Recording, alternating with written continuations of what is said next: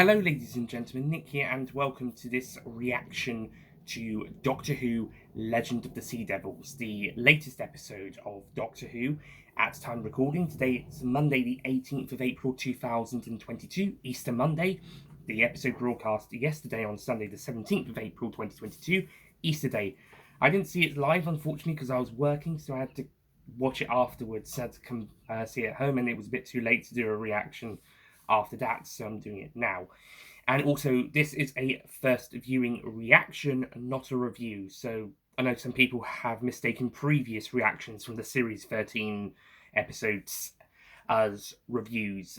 These are reaction videos, not reviews. The reviews will come out later at some point. I will rewatch the episode at least one more time before I'll do the review. So with that being said, Legend of the Sea Devils. First viewing reactions is...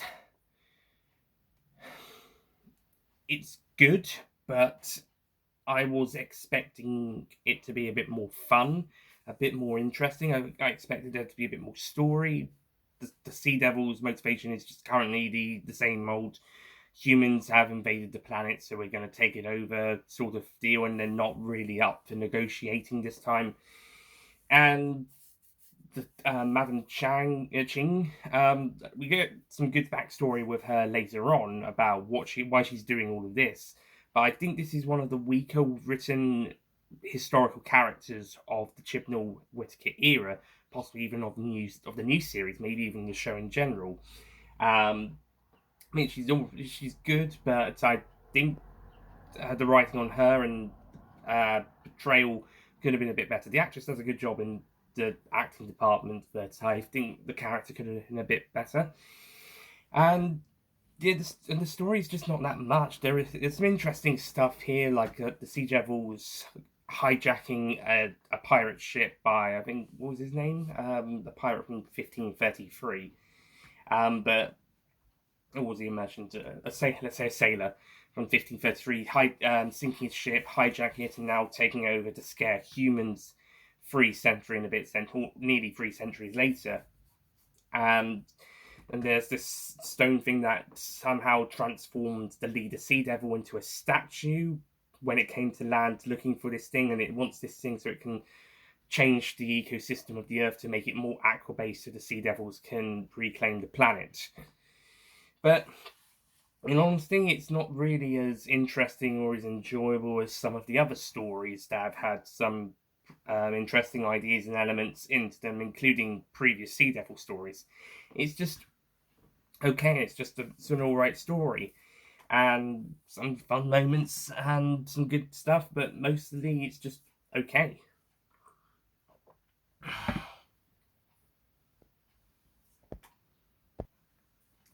I think what, for me, the weakest element of this story is the editing. I mean, it's not awful editing, but I think from the way the episode is filmed and edited, it's coming up as really, really rushed. It's in a hurry to get itself over with. And when I heard the fact that it's only going to be 50 minutes, which makes it the shortest of the specials, I was a bit annoyed because the special should be 60 minutes or more, in my opinion. Normal episodes, new series, 45 to 60 minutes for a general episode, and then specials more than 60 or more minutes. And I think the fact that this one is only 50 minutes really shows the pacing, the editing, and the issues around this. Until we get to the final couple minutes with the Doctor and Yaz and Dan on the beach, in the last couple minutes, it really feels like it's in a bit of a hurry, especially in the action scenes, to get itself over and done with. It's really, it's like it's in a quick hurry. I have heard that this was going to be the final story for the 13th Doctor, and maybe the last 10 minutes would have been devoted to the regeneration. In which case, all of the stuff regarding Timeless Children Division, etc., hopefully would have come at the end of Series 13 before the Centenary Special was commissioned. Series 13's finale got jiggled about to be a bit different to wrap up just the Flux stuff. And then everything else in the Centenary Special, and they'd save the regeneration for the end of that story, which honestly sounds like the better idea. Don't know why they didn't do that in the first. Oh yeah, oh fucking COVID. Oh yeah, well the initial plan would have been 13 episodes and a New Year special. So sorry, 10 episodes and a New Year special. So maybe the regeneration would have been at the end of that. Maybe one extra episode on top of that, perhaps. But yeah, fucking pandemic.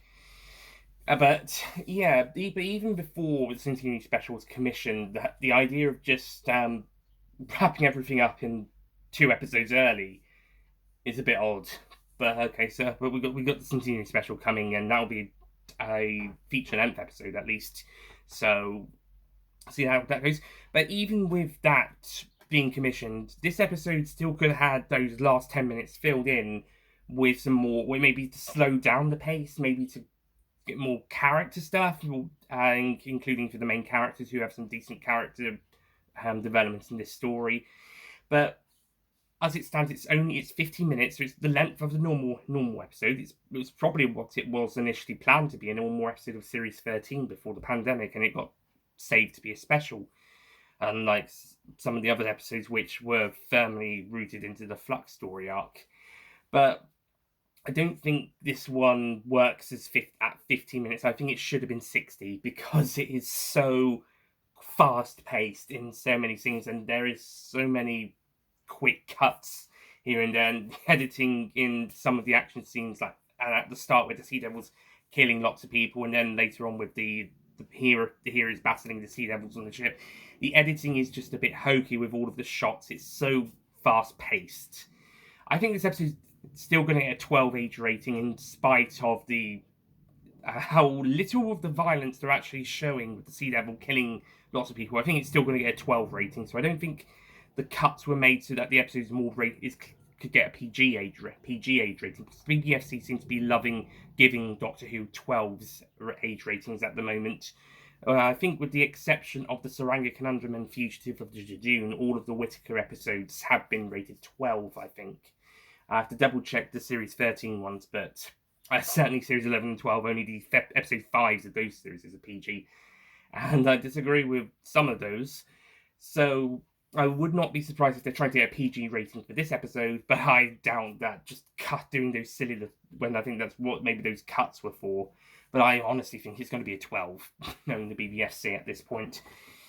And if it wasn't for trying to get a PG age rating, or was not part of trying to make it Crime Baby, and or was not trying to try and look good in an action sequence point of view, then OMG, the editing there is pretty poor. Yeah, actually, even with those excuses, it's pretty poor editing at the start, and in some of the action scenes towards the end, it just is a little bit clunky. I'm not sure who edited this episode. Hala Wang directed the episode, and I think she does a decent job on the direction side. I just think the editing in a couple scenes isn't that great as well. And I think that's what kind of bogged down some of my enjoyment, was that I could notice the editing wasn't that great in some shots, and some of the character positionings in some shots as well. It just felt like this one was a little bit off in places. I don't know exactly what it is, but the writing and directing, cinematography, the editing, it's kind of taken a small downgrade since some of the previous episodes. I'm not going to slag on anyone, but I think it's taken a bit of a downgrade following Flux and Eve of the Daleks. That being said, I can at least tell what's going on more than some of the Azar Shazim episodes from Flux. But on the other hand, there was a lot more going on in those episodes than this one, so can't really it's not really much of a comparison. But at least it's a decent looking episode in spite of some choppy editing. The effects look pretty decent, although it is getting noticeable that this era is relying heavily on CG. Granted, the last series, Flux and these specials, that is more understandable due to the fucking pandemic. Though Series 11 and 12, less of an excuse. And those two had quite a lot of CG in them as well. I think I sorry, don't know what happened there. Series 13 and its specials, understandable because of the fucking pandemic. But yeah, it's getting pretty noticeable. The show's starting to rely more heavily on visual effects, or at the very least, less subtle visual effects. It's more obvious that it's CG or visual effects. That being said, the underwater stuff was really nice. I liked the underwater visual effects there. Also, the Sea Devils designs, whilst the Sea Devil characters aren't that great, I do think they did do justice to the designs with the heads and the costumes being a nice update from their 1972 counterparts, as well as fitting in with the design, the clothing of the place and time period, China in the 16th and 19th centuries. I think the costumes worked really nicely as both upgrades for the Sea Devils and to tie in with the place and time. And it's interesting doing a story at this time and place with these characters like Madame Ching and seeing the Sea Devils and getting involved. It's an interesting idea, it's an interesting story, but I don't think it was quite handled as well as I think it could have been. And I think instead of maybe a swashbuckling pirate adventure, very loud van going past, instead of a swashbuckling adventure with pirates and Sea Devils, it just kind of became just a kind of pirates are in this story about Sea Devils doing stuff, basically. And Sea Devils just want to take over the Earth again, reclaim the Earth again. And there was the theories that maybe the Sea Devils would eventually team up with the pirates to face an even bigger threat, but ultimately that wasn't the case. Also, there's that giant creature that the Sea Devils have, but I'm not exactly sure what happens to that once everything's over. It kind of just disappears for the last third of the episode, a bit like that dinosaur in Doctor and the Silurians. But I think that one got blown up with the Silurians at the end of that story, whilst this one, it might have been destroyed when the Sea Devil's base was destroyed, but it's not really made clear what happened to the creature, the underwater creature thing that we see. It comes out and comes up from the sea to see Madame Ching's boat, and it fires back some cannons into the sky, and the Sea Devil pirate ship comes in, and that's it from the creature. I don't know what happened to that. So, yeah, I mean, is it just swimming around the bottom of the South China Sea at the moment? Is it its version of Loch Ness, the Loch Ness monster? Or did it die in an explosion or something? Or is it like that fish creature from Thin Ice, where it's now able to go and live freely elsewhere? We might not actually ever know unless it comes back in the Centenary Special, which I doubt it. But yeah, So I'm not sure what happens to the big fish creature that the Sea Devils had, their pet, the sniffer dog, as the Doctor called it. Anyway, so wrap things up. Legend of the Sea Devils is a enjoyable, good, but still pretty flawed and a little bit disappointing episode. I definitely think it should have had another 10 minutes, not only to be a 60-minute special like the other specials, 60 minutes or more, but also just because the pacing is in so much of a rush and the editing is so hokey, mostly in the action scenes, and it feels like there's something missing. It feels like it's not quite fulfilling, and I think another 10 minutes would have at least maybe slowed things down a bit, maybe present a bit more exposition or a bit more motivation or a bit more in character stuff, and maybe the editing wouldn't have to be so slam with cut, but maybe time to ease out the action scene, maybe throw in a few more shots in there to make it look more cohesive. Just something to slow the episode down and extend it by 10 minutes to make it a 60-minute episode. Just something to just cool it down and add 10 minutes to wrap up the episode, and or actually just present the whole episode. Really, just another 10 minutes, slow the pacing down, maybe add some more stuff in, and don't rush the episode as a 50-minute episode. That seems to be the problem. We're back in Series 7 territory where they're trying to rush the ending, or in this case, rush quite a bit of the episode in places with some of its fast-paced stuff. But it's still a good episode. It's not bad. It's pretty good, but it's not great. It's a pretty good episode. I'm thinking of a 7 out of 10 score. I probably would have given it a 6 if it was a classic series story, or if it looked nowhere near as good. But because the production values continue to be really great, and that those ships look absolutely amazing, by the way, and because it continues to have some really great production values, though the visual effects kind of a bit wobbly in some places, but it still looks really good, despite of some hokey editing and occasional hokey cinematography. But cinematography generally is pretty good.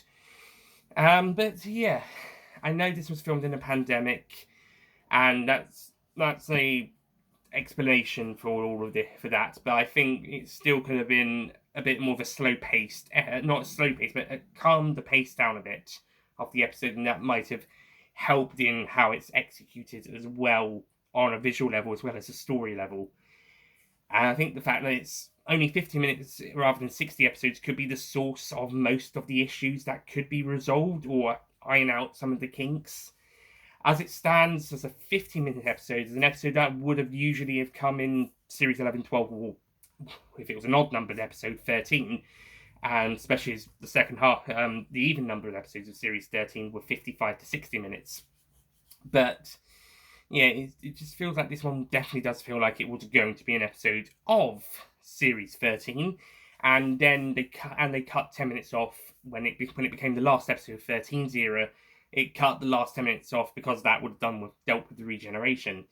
How exactly, I'm not quite sure. Maybe it was a 12th Doctor thing where she was holding it in for several episodes, or maybe one of those blades would have caught onto her something. The blades where the Sea Devils used that somehow did stuff to the humans, as killed them with some sort of energy or something. As if a sword wasn't useful enough to kill people, you have to give it this extra bells and whistles thing. Maybe that's what would have been the trigger point of the regeneration in the original version. But yeah, ultimately it's not amazing. It's good, but it's not that amazing. As it stands of pre-regeneration stories at the moment, for the new series, I think it's better than Boomtown, but Waters of Mars, Day of the Doctor, and World Enough in Time and The Doctor Falls are like top tier level stories. My laptop fell on my leg, and my globe has decided to be a cunt again. Okay, as I was saying, Waters of Mars, Day of the Doctor, World Enough in Time, Doctor Falls, they're top tier stories. Day of the Doctor is my favourite story, and World Enough in Time, Doctor Falls is also a god tier story. Waters of Mars is also fantastic and amazing. As for classic series, Smugglers, which is a fellow pirate story, is enjoyable. It's all right. Space Pirates is the worst story ever made. Monster Repellent is also pretty bad. Keeper Traken is pretty great. Planet of Fire is an underrated gem.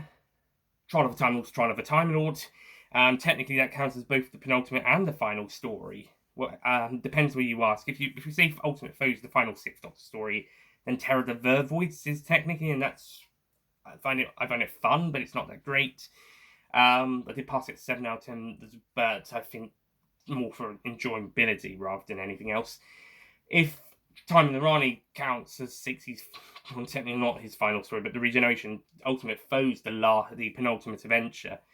But that's a great one, by the way. That's a pretty great one for that serial. If we count in Trial of a Time Lord as one whole story, then Revelation of the Daleks counts as the penultimate Sixth Doctor story, and that's a pretty good one as well. I saw that BFI last month. That was great. It was great. Curse of I think we'll have to say it's if we're going Trial of a Time Lord's 4 separate serials segments, I would say that Terror of the Vervoids is the penultimate. Then Curse of Fenric for 7 is amazing, and the 8th Doctor doesn't really have a penultimate episode. So, summary of the penultimate episodes: 1, okay; 2, terrible; 3, bad; 4, great; 5, gem. Underrated gem. 6, Trial of a Time Lord. 7, amazing. 8, doesn't have one. 9 is good. 10 is amazing. 11, the best story made. 12, and 2 is the worst one. 12, also in the god tier. And 13 is good. It's good. So that's it from Legend of the Sea Devils. But there was a trailer at the end of the Centenary special, and I might do a reaction to that. I am going to do a reaction to that. I will follow that up after this video. So I'll do that separately. But yeah, hopefully the Centenary special is better. As long as it's better than Ascension of the Cybermen and Timeless Children, as far as 13th Doctor stories wrapping up the whole arc is concerned. And so long as it's better than Twice Upon a Time in terms of Time in the Rani in terms of the regeneration stories, then I think we'll be okay. It's looking pretty exciting, pretty interesting. Again, I'll touch more about this in a reaction video to the trailer. It could fall flat. It could possibly be great. Honestly, I'm hoping it's more like End of Time than Twice Upon a Time in terms of the showrunner leaving episodes as well. Hopefully it's more like End of Time than Twice Upon a Time. Because Twice Upon a Time, my God, that was an awful. What the fuck was Stephen Moffat thinking with that script? Terrible way for Peter Capaldi and Stephen Moffat to go. And Stephen Moffat has said he's not going to come back, apart from those little things he did for Lockdown 2 years ago. So, yeah, that's how it's ending. I think at least Russell T Davies, A, End of Time's a better story, and B, is good. It's good, and B, he's coming back. So, yeah, I actually kind of like End of Time, to be honest. But anyway, hopefully the Centenary special will be at least as closer to being as good as End of Time than Twice Upon a Time or Time in the Rani or Ascension of the Cybermen, the Doctor Falls. Hopefully, fingers crossed. Well, trying to anyway. Fingers crossed. But yeah, that's it from me. Thank you for watching this reaction. Sorry if it's gone on a bit too long. Hopefully the review won't be that much longer, but I'll try and be a bit more in-depth with that one. Or at the very least, talk about the plot a bit more. I'll definitely, even if I don't have as much to say on the critically, I'll at least talk about the plot a bit more. Anyway, thank you for watching. I'll see you guys next time. Goodbye.